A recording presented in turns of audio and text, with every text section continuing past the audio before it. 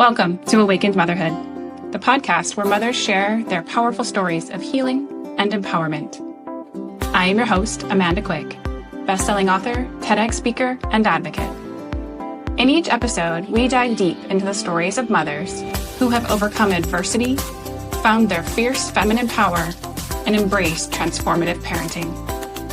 Whether you're a mother driven to fight for your children or someone with a story burning inside you, this podcast is for you. Together, we'll explore themes of resilience, self-trust, and healing from our traumatic experiences, all spotlighting the profound journeys of awakened mothers. Join us for a space of naked authenticity, deep inspiration, and genuine connection. Embrace the divine feminine and discover your own warrior mama within. Welcome to Awakened Motherhood, where your story is the spark for change. Welcome, everyone, back to another episode of Awakened Motherhood. I'm your host, Amanda Quick, and today I am very excited to introduce our guest, Rebecca. Rebecca has a PhD. She is a parenting mentor, educator, and mother. Her greatest joy is spending time with her family, friends, and her beloved animals. 2 dogs, a cat, 2 goats, 2 horses, and a half a dozen chickens. Oh my, big house. She supports parents through mentoring and workshops in navigating their parenting journeys using punishment-free practices and serving as an administrator for a local community college. However, her most important work was raising her own children without punishment. Her extensive personal experience contributes to her ability to guide others on their parenting journeys. Rebecca was a certified parenting educator for the Redirecting Children's Behavior program and has conducted extensive research on how punishment impacts children's behavior. Rebecca has a PhD from the University of Northern Colorado in education and has been a lifelong teacher and learner. She lives with her husband in the foothills west of Denver, Colorado, where they enjoy spending time in the outdoors, hiking, and fishing. She invites readers to share their parenting stories and challenges. You can contact her through her website, RebeccaWoulfe.com, and I'll go ahead and put all that in the show notes later, but I am excited to dive in, Rebecca. Oh my goodness. Yes. I'm excited to share. And that's amazing. Yeah. So, there's a lot in there. Your journey has been, filled with all kinds of different pieces. And, on this show, I really like to kind of begin, before a lot of the ahas happened. And, a lot of times, whether it's in the way we were raised in childhood or, things that we went through, kind of informs what we then decide to do later on. And so I'd love to start kind of, in the beginning for you, wherever that beginning is, and kind of share, where your journey really began. Yeah, absolutely. So my parenting journey, of course, started with my first child, and I have 4 daughters, and so I had 2 with my first husband, and then 2 with my second husband, and current still. And my first child was kind of easy, right? I used all the traditional parenting strategies, timeouts, and sending her to her room and taking things away, and all of that. And she was mortified, right? Anytime I did anything, she would instantly. And then I had my second child, who was the opposite, right? And that almost regardless of what I did, it was like, I'm not going to behave type of individual. And we always say that those types of children grow into an amazing adults, and she absolutely has, but they can be very hard to parent. And so with her, I'm like, wow, I need to learn. And that's when I really started the kind of education side of parenting. And when I got involved with redirecting children's behavior and all of that. And so that was going a little bit better, right? And then I will say that one of the biggest influences on my story was actually the Columbine school shooting. And, as my bio reads, I still live in Colorado, and that's where it took place, and not very far at all from my home where I grew up. And just in thinking through, what happened there, right? Because that something had to happen, and there are many, many factors that go into that type of horrific event. But one of them that stood out for me is the fact that those boys wanted to punish their classmates, right? It's like those classmates will pay for what they did to me. And in thinking that through, I'm like, where do children and young adults learn about punishment? Well, it's because that's what they grow up with. And just about what if, right? So I just asked that question. What if they didn't learn that punishment was the best way to control other behavior? What if we raised them without punishment? And so when my second two were born, that was my mission. And it was a bit of a social experiment. And I was a little nervous. What if I did wreck these two humans? But as you can imagine, it was amazing. Wow. Yeah. I mean, it's such a really different way to approach. And it's funny listening to you speak, I was the first child for my mom, but I was the child who did not listen and did whatever I wanted. And, my mom tells, stories of my childhood and how nothing normal worked. Right. In fact, it had the opposite. And she was determined to raise me without fear, but she never really learned how to set boundaries that were not fear-based. And so, when I became a mom, it, shifted, and I didn't have that fear example, but I understood how much I needed some structure that I didn't have. And so navigating how to create that has definitely been a challenge for me, as I have three very different, very neurodiverse children myself. And, I think that I love that in a lot of ways you took your motherhood journey, and truly all of our children are social experiments on some level. It's just a matter of whether we're repeating the previous social experiments or trying a new one. But I would love for you to share a little bit more. What does it mean to be a punishment-free household? What does that look like? Right. I will tell you, it takes a commitment, right? Because our natural instincts are to punish, right? And the reason for that is, one, that's how most of us were raised. And two, it's a quick fix. So when a child misbehaves, because we're bigger, stronger, and we're in control of the food and the roof over their heads, right? It's easy for us to make a threat and for them to typically, not always, respond. So punishment is a quick fix, and in some ways easy. And so to create that punishment-free household, it really takes a commitment, and a very conscious commitment. And so my husband and I, committed to it and just said, no matter what, we will not use punishment, no timeouts. We won't take things away. We won't ground the children, clearly no physical punishment, and really just making that commitment. And then sticking to that and having to be creative and thoughtful in how you respond to misbehavior. And so, I share in the book, this is not an approach where you just kind of abandon your children and let them do whatever they want, right?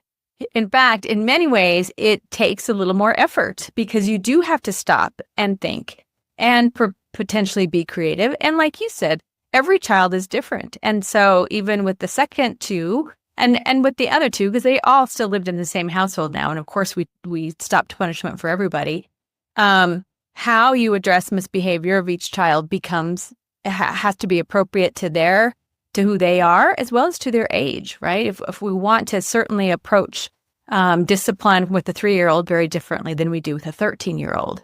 And so it's really a matter of making that commitment and then thinking through, one easy question to ask is, well, how would I want to be treated in this situation, right? Because none of us would ever ask to be punished, right? And so how would I want to be treated? And then just trying to think through how can I best help this child learn not to do this into the future?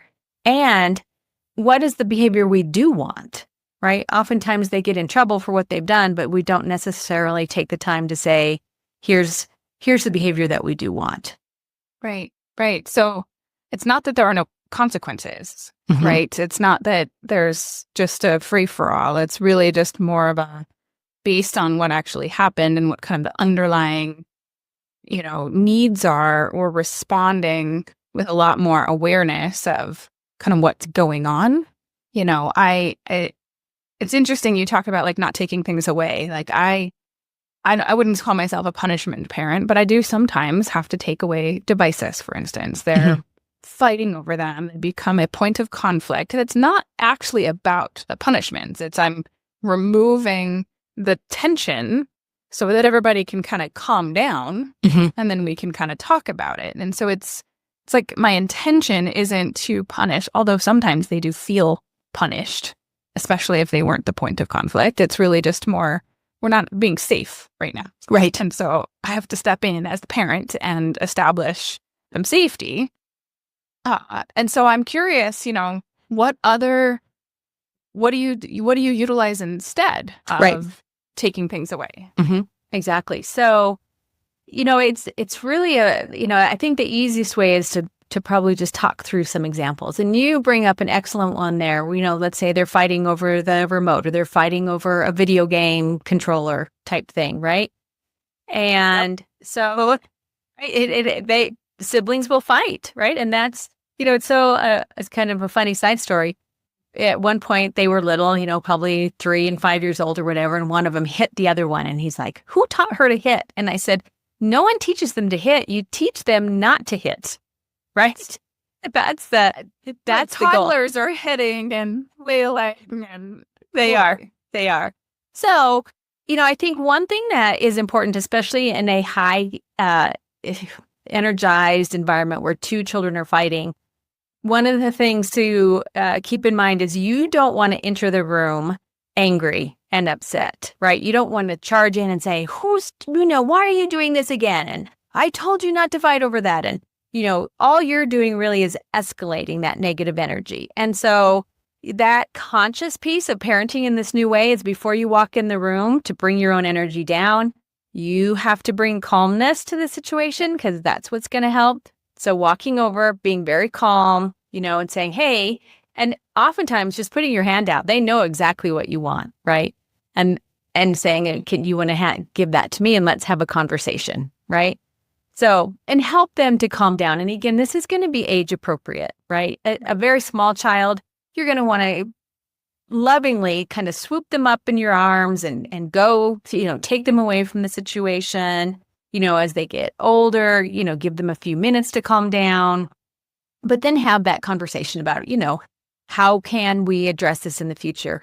And, the more that you can get them to provide ideas on what they could do in the future, the better, right? Because then they're going to buy into the solution. I've been amazed at the solutions that kids have come up with for solving problems and for solving conflict, right? And so then just working through them. And you don't have to blame anybody. You don't have to punish anybody for fighting. It's just, let's figure this out.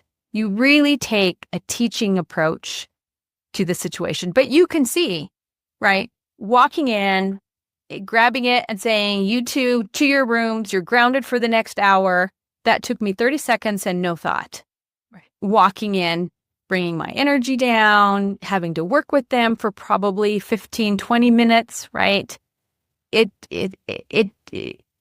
takes a little bit more effort. Yeah. Yeah, absolutely. And I think, that we have to, it's a bit of like grace for ourselves. And at the same time, recognizing that the more we consciously step in, the easier it does get to over time because the expectations are different. The conversation is different. We're choosing we can't always not intervene. And at the same time, we're doing so with the different state of mind ourselves. So we're kind of installing that in a sense in our children to be problem solvers instead of reactionary emotional outbursts. Yeah, exactly. Yeah. I mean, it's interesting because, in the age of the internet, my kids are 9, 12, and 14. So they're right in the midst of exploring, pushing boundaries, doing all the things, normal things the kids do. And, I often ask them, what do you think the appropriate consequence is, based on, we've had this conversation, we established these boundaries, you chose not to follow them. What do you think makes sense? These are boundaries that we've agreed on and you did not follow through. And oftentimes, sometimes they will say, I think it makes sense for you to take it away because clearly I can't help myself. But it's coming from them. They're in some ways, they're actually asking for that help. And so while it may feel like I'm taking something, it's really based on our agreement that we need to do this, and I think it's a different sense than just gimme. Although to be, totally transparent, I have definitely done so in the heat of the moment. So I think we all have. Exactly. And so I really like kind of this thinking through, how would I want to be treated? Because really, for our children, we're wanting, I feel like a lot of that kind of rebelliousness is because I don't want to be treated like a kid anymore. And so I'm pushing against it. But if we always treat them like they're equal from a humanity standpoint, they don't have the full brain development, but they do deserve the respect that every human deserves. And I feel like that's what a lot of that shift does for both the child and the parent, right? Because we're approaching everybody differently in that way too. And, I think a lot of, I remember, it's interesting because it's bringing up a memory I have from my early high school years. And it was actually right after 9/11. And I was freshman in high school, freshman or sophomore, something like that. And we were talking in our social studies class about how the U.S. should respond. And everybody in the class was like, go on attack. We have to go punish them. They deserve to be punished. That's the theme, right? So kind of going to your question about why did these kids decide to go punish these people? Well, that's because everybody thinks they deserve to be punished. You act out, you deserve to be punished. You to be locked up, etc. And I was actually the only person in the entire class who stood up and said, I don't really think that we should respond with the violence with violence. We've been invading their space. They came and invaded ours. Are we going to perpetuate this cycle, or are we going to actually have a different conversation? Because that didn't make sense to me. Yeah. But I was raised differently, and I didn't think like that. And I really could see how widespread this reactionary, emotional punishment kind of culture takes place. And, I think that it is really challenging. My kids are school age. They are in school. We actually recently had a school shooting threat in my son's middle school. And the child brought up a hit list of kids who he was going to punish, bullies that had been hurting, and brought a loaded weapon to the school. And, the reality of that has now gone far beyond Columbine in a lot of ways. I mean, that was an outlier back then. It was big enough. I mean, Colorado has Columbine license plates and all kinds of other things because it was such a thing. And today, every other week there's another school shooting somewhere. And that's a terrifying place to be as a parent. And, it is. It's why we need to, and, it's that conversation that one of the most impactful ways that we can change the world is to change the way we parent, And, I mentioned 9/11 as well because really, and I think the awful attack that we all just witnessed on New Year's morning, right, is there's a belief that Americans are, overly capitalistic, that we're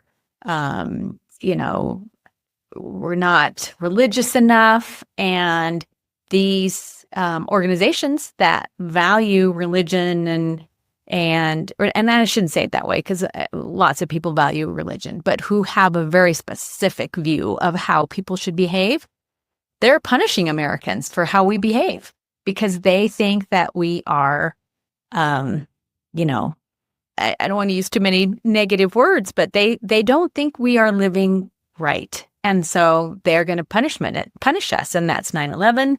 That was the attack just this week. And that it has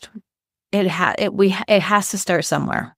Yeah, no, I completely agree. And from a religious standpoint, I think it's the sinners and we must be punished for our sins, essentially. It's that belief that is perpetuated through at least certain, religions and the culture that comes from.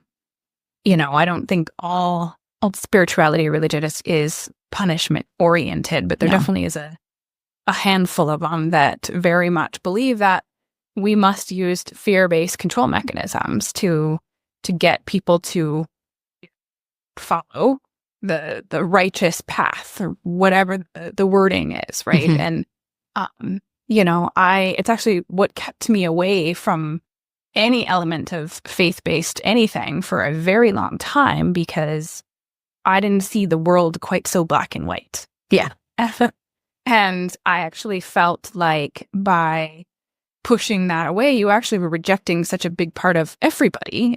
But I felt it, personally at the time, because we're not black and white. We just we have sinful thoughts. That does not make us need to be punished. We're human, right? And we'll go through experiences and have dark times and challenges. And if we were punished every time we had a bad day, that would perpetuate into essentially the world that we live in, unfortunately. Yeah. And to get back to the, working with our children in this, children don't wake up in the morning and say, I'm going to misbehave today. Typically, most children, unless they've been in a very punitive environment where they could just give up and purposely misbehave, but that's very rare, right? Is they just make mistakes. They're just, they haven't mastered living on this planet, as none of us have, right? I'm going to say, we all wake up and make mistakes. That's right. And so what happens in homes is children are walking on eggshells because they don't know when they're going to be punished, because they're not purposely misbehaving. And so for them, those punishments oftentimes just come out of the blue. Like, what? I mean, and you see that sometimes on children, like, what did I do? Or what, why are you so mad? Right. And so, really ensuring that we, recognize that. And, this all gets back to also, I think children are our greatest teachers. And oftentimes something that a child does will affect one person differently than another, right? And so in some households where there might be two adults, one might say, the other adult might be saying, why are you getting so mad? And it's because it's triggered something. I have taken something personally that the child did not at all intend, right? But it's triggered something in me, an old wound or an old memory, and now I'm responding in a way that really is not appropriate to the situation. And so by committing to not punishing, it takes some of that out of the equation as well. And it really makes you stop, right? Because you'll feel yourself get triggered and you'll go, wait a minute, why am I so angry? And you have to remember, I don't want to take this out on them, right? So finding that ways to calm down, because really all humans are wired to connect. And that's really what our children want, is they want to connect with us. They don't want to make us mad. They don't want to misbehave, right? They're just learning. And, we would not spank a 1-year-old when they fell down trying to walk, right? You just wouldn't. And yet when they become 3 years old and don't put their blocks away, when we tell them we want their blocks put away, but it's, again, just they should know better. We've decided. Right. Right. Because they should have the mental capacity at 3 that I have at 43. And, it's just not the case. Right. No, and I think you really bring up a very good point, that so much of this is, we forcing in a lot of ways. If we're going to commit to punishment free, we're going to commit to a different way of parenting, we have to face our own childhood wounds. We have to face our own triggers, so that we don't project those onto our children, right? Like, there's no other way, because otherwise we just constantly stay in a triggered state. We either shut down, and that's not helping either. And so I'm curious, what kind of methods do you utilize for at least yourself, and perhaps even with other clients that you work with, because we get to that point and there is a crisis we have to respond to. And so then what? Right. Well, so that's kind of a 2-part question, right? So the first part is, how do you what are some ways to think through your triggers or your hot buttons, right? When you feel those. And, the very first step in that is really being aware that it's happening. There are lots of folks out there who don't have that self-awareness. All they know is what they feel, and they assume that something external is causing them to feel that way. And what we've really learned through all kinds of research is that our feelings come from inside and from what we are currently thinking. And nobody causes us to feel anything, No. despite the way that we feel. Exactly. Even though we would love to do that, it's truly, our feelings do come from us. And so that's a huge big step in recognizing your triggers, right? And recognizing what's going on with those. And then, again, you're going to recognize that, okay, this is me being triggered. I'm angry, right? So I need to think through another way I need to be aware of that in this situation, right? So in the best thing to do then is after that situation occurs is to recall that, right? Sit down when you're calm and think through, why did that affect me so strongly, right? All they did was not pick up their blocks after I told them to pick up their blocks. Why is it so important to me that things are done my way or things are done when I want them to be done, right? Or, because in that situation, right, especially a 3-year-old, right, they're just barely learning how things work. It's like, hey, you make an observation. You don't make an accusatory, like, why didn't you put your blocks away? I mean, 3-year-old, that's just going to be like a slam in the face. And they're just going to be like, that will make their brain turn off quicker than anything, right? So another approach is, hey, I noticed you didn't put your blocks away. Just a observation, right? Nothing accusatory. And say, we talked, we need to have your room picked up for, before we go to the zoo so we can come home and the house isn't all messy. Let's pick them up together, right? And so make a game of it, right? Get the block box. I'll throw one in, you throw one in. I'll throw 2 in, you throw 2 in. Whatever you want to do to make it, right? And then they're learning how to do something, because that's what we've decided on. They're feeling supported by you, not abandoned by you, right? So the more feeling supported by you, not abandoned by you. Yeah. That just hits home for so many people right there, because that's a lot of the root of our own stuff. It is. It absolutely is. So, yeah, it's really, and we're seeing more and more of this. It's really coming down to being compassionate and kind, right? And, there for periods of time, there was that idea that you could spoil a child when that's not really children possible. Be manipulative. Yes, the children. And it's one of those, it's the opposite that happens, right? When a child feels connected to you, when they feel supported by you, they don't need to act out. They don't need to get attention in other ways. They're going to feel much safer going out on their own when they're ready because they know they've got that security. So it's the most important thing. And it's, it breaks my heart now. It's why timeout ended up working so well, right? Is because the worst thing that we can do to another human is ostracize them.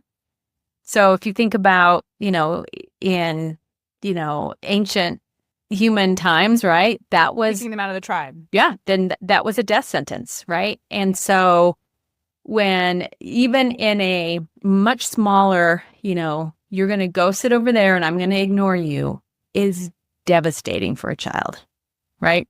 Yeah. Because especially a child who really needs that. Some children want to calm down on their own. They're asking before they're versus a child who really needs that help regulating. And I've got both versions. And, I think it's really interesting is we talk about that. I've always said for my own kids, one of the things I really, really, more than anything, what I want to teach them, like if they learn one thing, just being my child, is this self-accountability piece, right? This that you are responsible for yourself, your emotions, you're responsible for your thoughts, you're responsible for the way you speak to yourself and others. Like those are your responsibilities. Your you can't always control what happens in the world to you even, but you can be responsible for your reaction to it. And, I've had many of conversations with my 9-year-old who can be very explosive, because my brothers did this and they made me mad, right? He's just and they didn't make you mad. They did something and you're reacting with anger, but they didn't make you mad, and can't quite grasp on that yet. Yeah. But we're working on it, because I'm going to continually talk about hey, they made you feel a certain way. They didn't make you feel anything. They did something that triggered something in you because you have such a deep need to be included, because he's the one who needs that. And so if you felt like they were excluding you, that triggered your own survival pieces in yourself. Yeah. Yeah.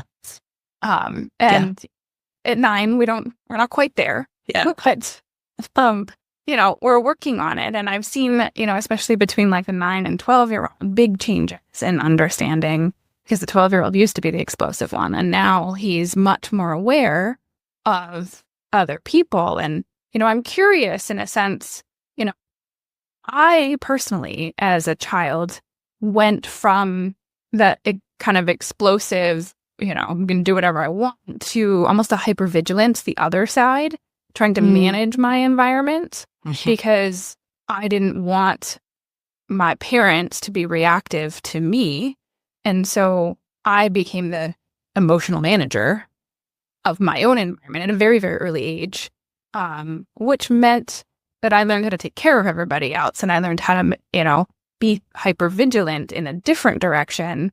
And I was almost more responsible, not just for self, but for everything else around me. And that has been a lot of my kind of unpacking and unfolding. And, it didn't come from being punished. It came from, as a child, trying to survive, but from a different lens. I'm curious, kind of, it's almost like too far the other way in a sense.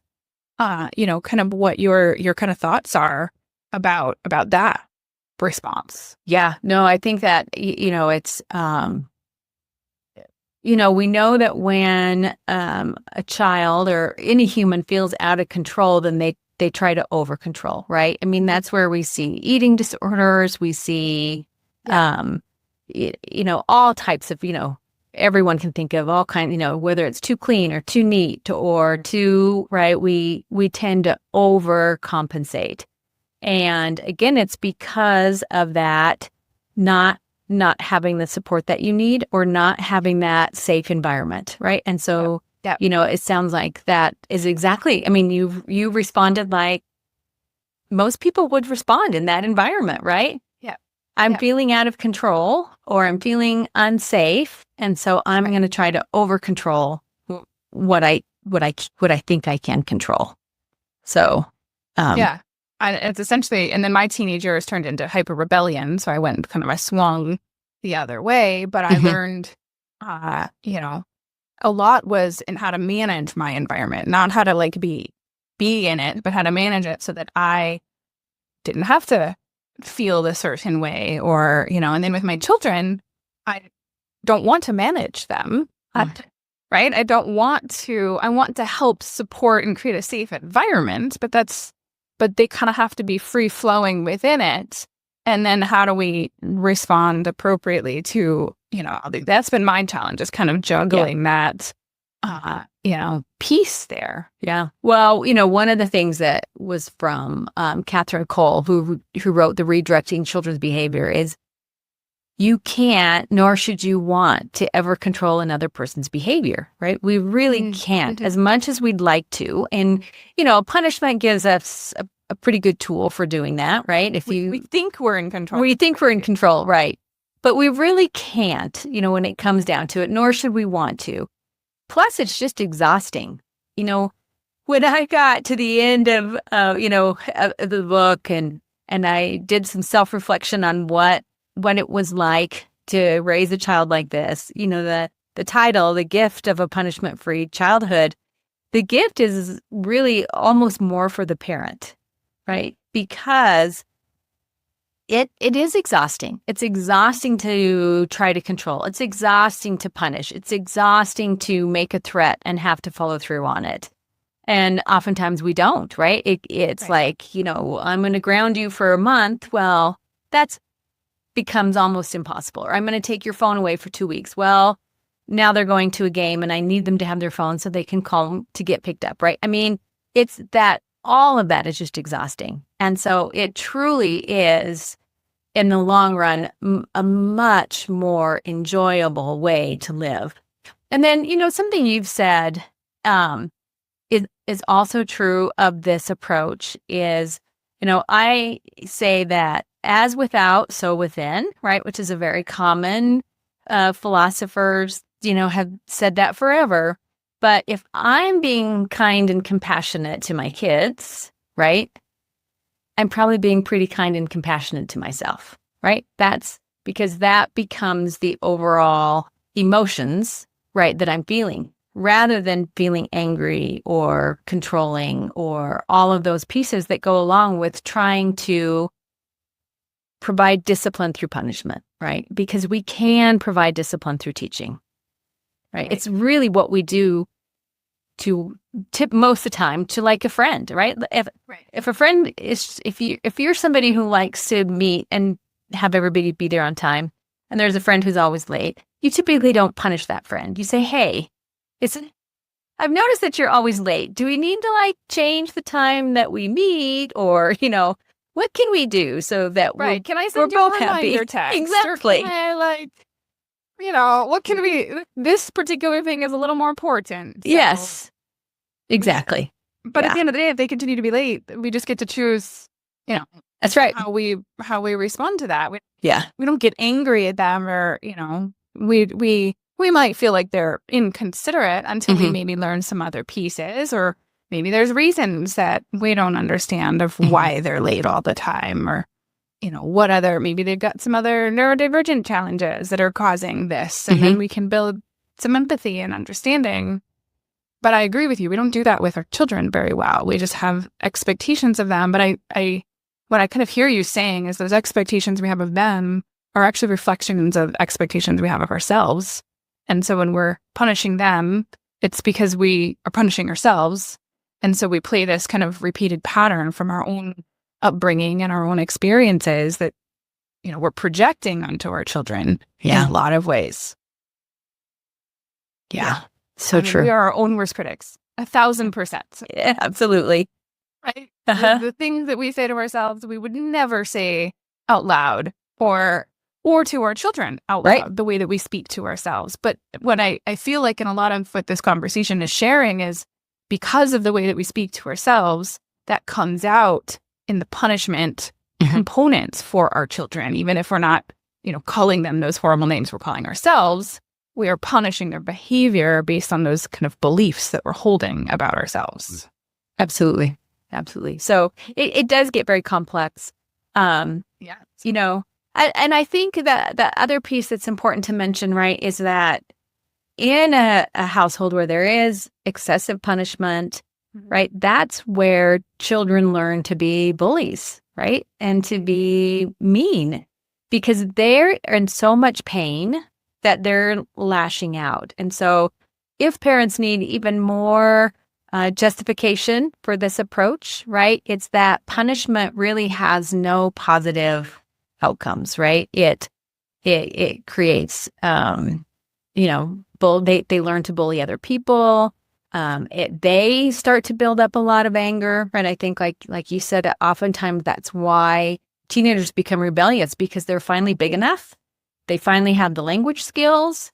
They potentially have the ability to leave home and work, right? They get to a point where they're like, I'm not taking this anymore.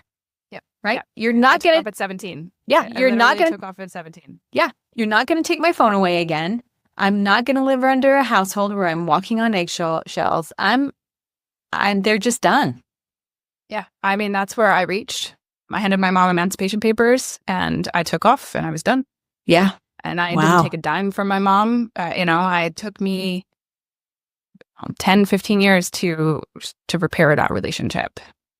And it took me building my own empathy as an adult for why she was wounded the way she was. Mm-hmm. But I had to go through some pretty big challenges to get there. And, And I could understand why she was where she was and why she was responding as she did. But it only strengthened my need to do things differently, for my kids, because, so much of what she was projecting on me was her own internal shame and her own internal guilt. And I remember her even saying, I'm such a bad mom, and this like passive aggressive guilt stuff. And I would I'm not playing. I just would turn around and walk away. But I would never want my kids to feel responsible for my feelings like that, because that's what I push so hard against. And so, I love your approach here, and I'm curious. I'm sure it's a much more complicated process, and I'll put resources and stuff in the show notes. But if you have kind of a quick, okay, somebody's like, okay, I've clearly been doing. Maybe I'm not spanking them, but I've been utilizing punishment techniques. I've been using timeouts and taking things away.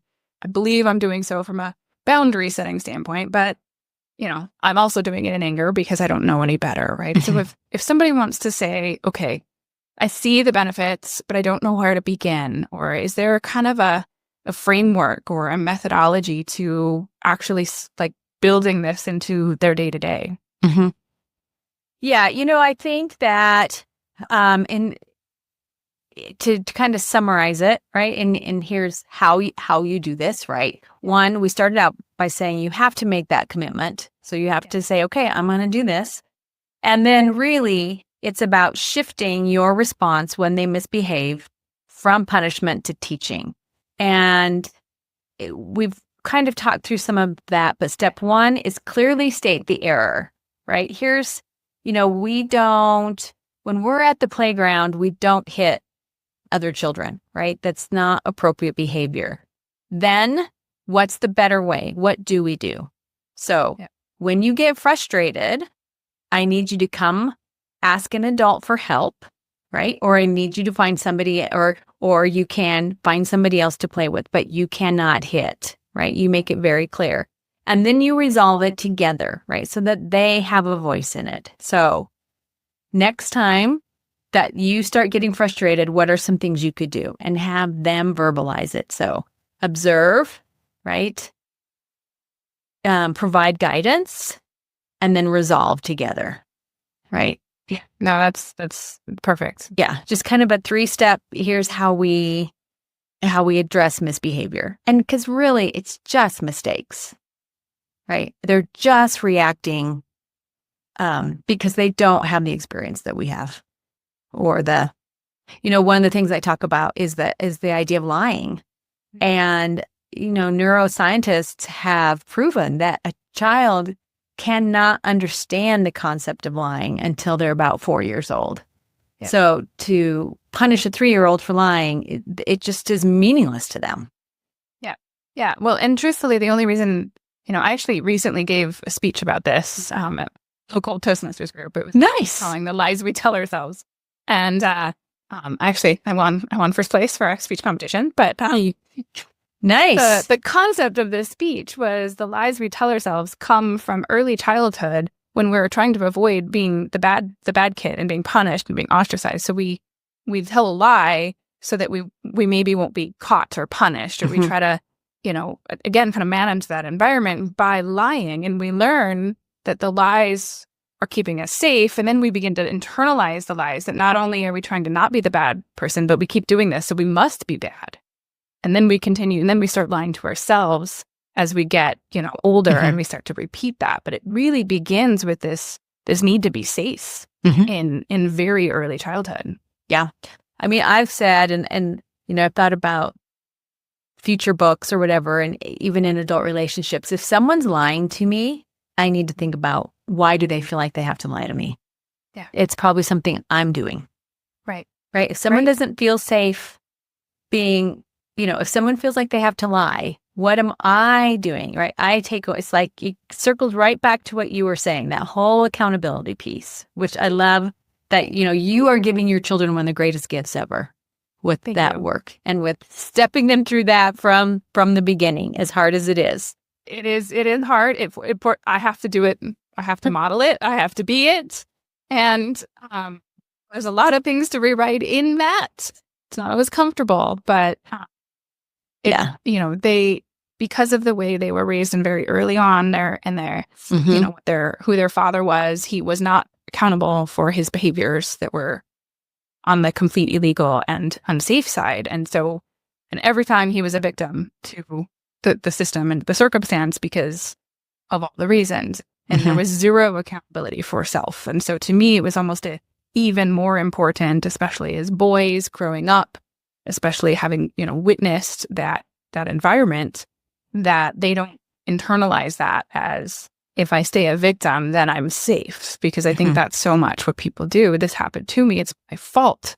I'm reacting this way, right? They're bullies, so I'm going to punish them. I'm justified. It's not my fault, right? That's the continued perpetuated belief. But if we look even as far as somebody lied to me, so therefore, why am I not a safe place for them to feel like they can be honest? We're completely flipping their behavior and saying, in a lot of ways, like, why am I?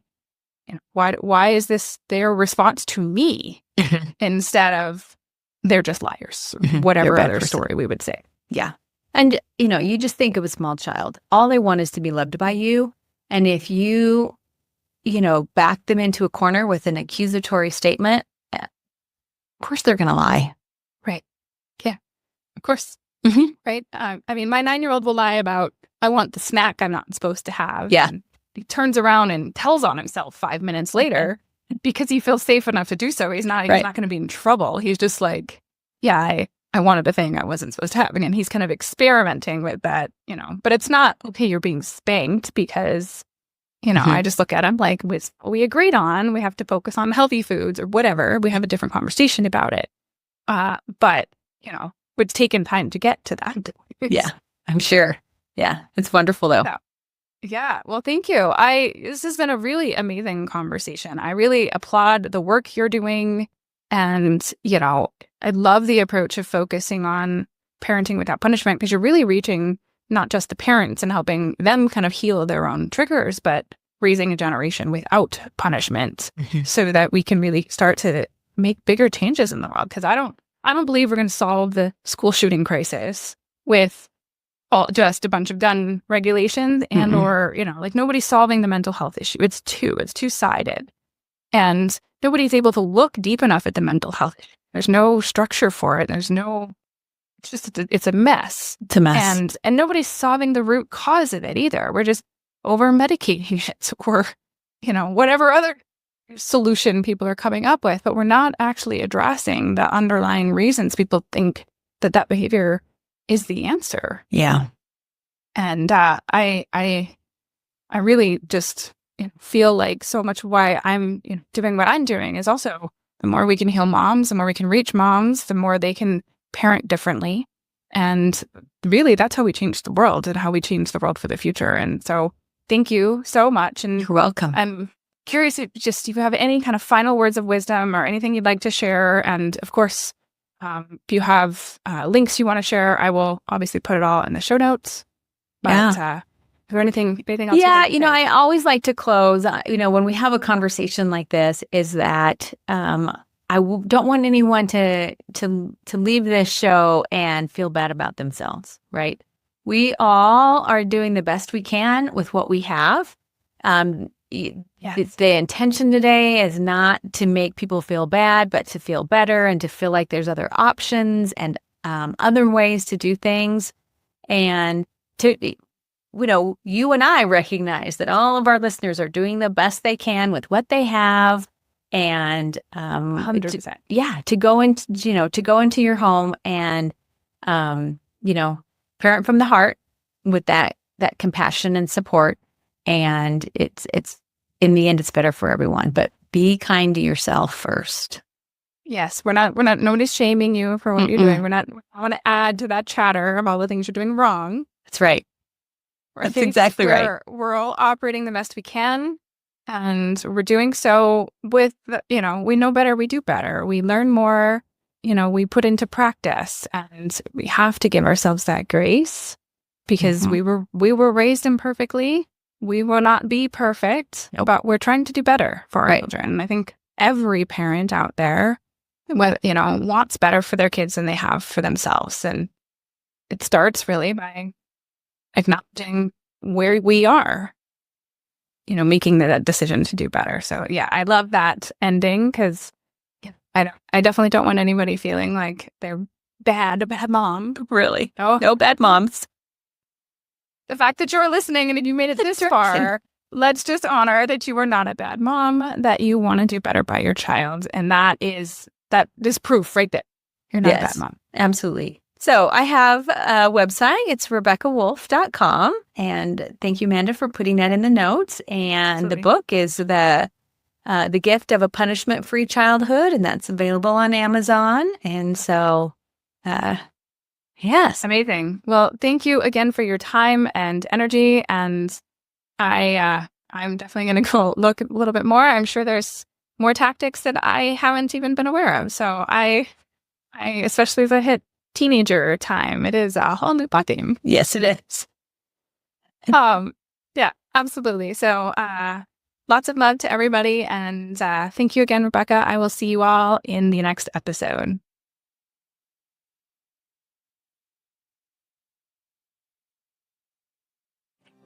Thank you for joining us on Awakened Motherhood. I hope today's episode inspired you and offered support for your journey. Remember, your story has the power to ignite change, and your resilience is a testament to your strength as a mother. If you enjoyed today's episode, please subscribe, rate, and review the podcast. Share it with other mothers who might benefit from our stories of empowerment and healing.